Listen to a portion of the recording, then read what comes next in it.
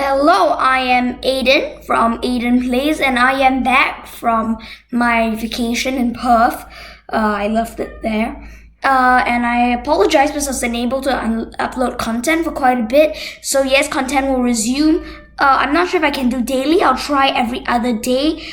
I heard that the video with Jeff Younger, of course, the protesters heckling him was quite popular, especially with Protokin. So I'll try to get Protokin on another day. Hopefully he'll be able to join us soon by, I don't know, say next week. And let's get straight into my 2022 midterms governor prediction. But before we start that, like and subscribe. Do it. No doubt. Do it. Press the like button and press the subscribe button if you have not liked and subscribed. Anyways, let's start. Let's start with Alaska. I think Alaska goes likely Republican. I really don't see Bill Walker winning, but with ranked choice voting, we may really not know. So we're just gonna put it as likely Republican just in case. Oops. No. Hawaii safe Democrat. I really don't see it flipping. Oregon have a lot to say. I think it'll be competitive. Of course, there's Betsy Johnson, the center-left candidate who will steal votes from Tina Kotek, whose campaign is, frankly, from a bipartisan point of view, has been a train wreck. Alright, so Christine Drazan will probably win, I think, by 2 to 3. California is safe blue. The recall failed. I think it will be the same margin as the recall. Nevada, I think that Joe Lombardo is going to be pulled by Adam Laxalt. And he's from Clark County, so I think he could increase the right-wing turnout in Clark. Could he flip it? We don't know. Clark is trending to the right. I think that this year, though, Nevada is the epitome of the red wave. I have the Senate flipping, the governor flipping, and spoiler alert, I think Republicans wipe the House in Nevada. I think the House will be way better than the rest because candidate quality is less important. But anyways, before we forget, we'll continue with Arizona. Carrie Lake is gonna take a sledgehammer to Katie Hobbs. Not requesting violence here, but it's a reference for those who know it. They call Lake an extremist, and I know that Kate Lake may be less electable than other candidates, but Hobbs is just failing. The whole left-wing apparatus is now admitting that this race is gone for Hobbs, except for the delusional people on MSNBC and 538. And yes, we have right-wing delusionals, but left-wing delusionals are a bigger segment of the crowd. Idaho is safe, Wyoming is safe, South Dakota is safe, Nebraska is safe, Jim Pillen. I guess Herbster could have made it competitive, but I don't think so. Colorado, Jared Polis is popular among Republicans, and Heidi Canales. Say Democrat. New Mexico could get competitive. I think Michelle Lujan Grisham is really unpopular. I think that Ron Chetty wins by the skin of his teeth. Wait, no.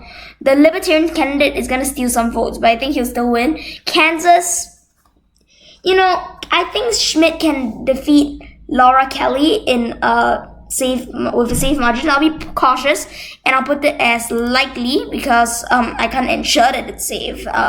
It's quite likely that it's likely. Okay, that was bad. Next is Oklahoma. I'm speechless. Really, the Democrat is beating Stitt in polls by 4. What kind of poll has Joy Hoffmeister, or whatever the hell you call her, up against Kevin Stitt in Oklahoma? It's Oklahoma. It's Oklahoma, for God's sake. It's Oklahoma. What are these posters high on? Huh? This is ridiculous. I think Stitt wins 11-12 because it is a down ballot where he's, of course, slightly more competitive. But no, he's not going to lose. Texas, Abbott wins. Beto O'Rourke is running a horrible campaign. Arkansas and Iowa, I think the Democrats, no one even knows who they are.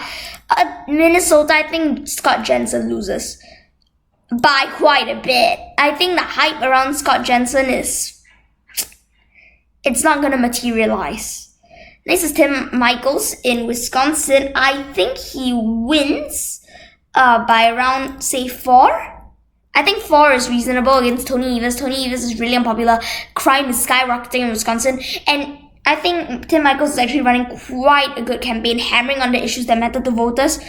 Illinois, it's gonna be safe Democrat. I really don't see this one flipping with Darren Bailey on the ballot, especially. But even without Darren Bailey, I think this would not flip.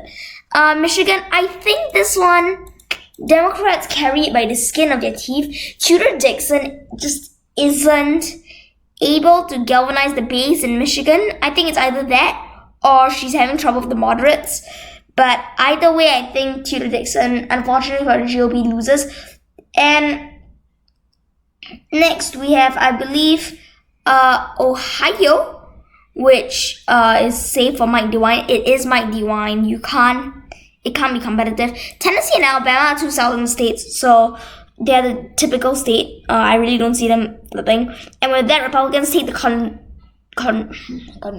Republicans take control of the governorships, 26-12 right now. Florida, Ron DeSantis is gonna pound Charlie Crist into the sand. There's absolutely no way in which Ron DeSantis loses. There is no way. Stop having your wish casts with Charlie Crist plus 2 polls. No, those aren't real. Georgia, Brian Kemp is gonna win this time round. I think Stacey Abrams picked the wrong year to run. And I mean, even if she had run in the correct year, she probably have failed and called it electoral fraud or something. South Carolina, Harry McMaster wins. We love the frat boy ad. Maryland and Massachusetts have a similar theme in which that they both had these liberal Republican governors who aren't running for re-election, and the Republican candidate this year is quite Trumpy, I'd say. So that's why I think these two are gonna go blue. New York is unfortunately for the GOP. I think Lee Zeldin, he's making it close in the polls. I have it as lean Democrat. I think it could go lean, not likely, but we'll put it as lean. Maine, I'm sorry for the background noise.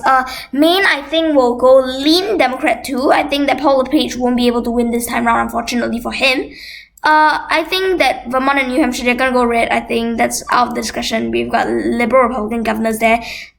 Connecticut and Rhode Island. Connecticut is gonna go likely because it's Bob Stefanowski, but he's not running a good campaign this time round, so it is likely. Rhode Island is likely because Dan McKee is unpopular. Our last governorship of the day, okay, I've been speeding through this, is that Mastriano versus Shapiro in Pennsylvania. I think Oz wins, if you watch my prediction, but what about Mastriano? I think he loses, unfortunately, for the GOP, unfortunately for the Democrats, because Mastriano is a bit polarizing. I'd say some of his comments aren't very popular. I think that he loses by a lean margin, and that is the result. Oh my god, New England looks so cursed.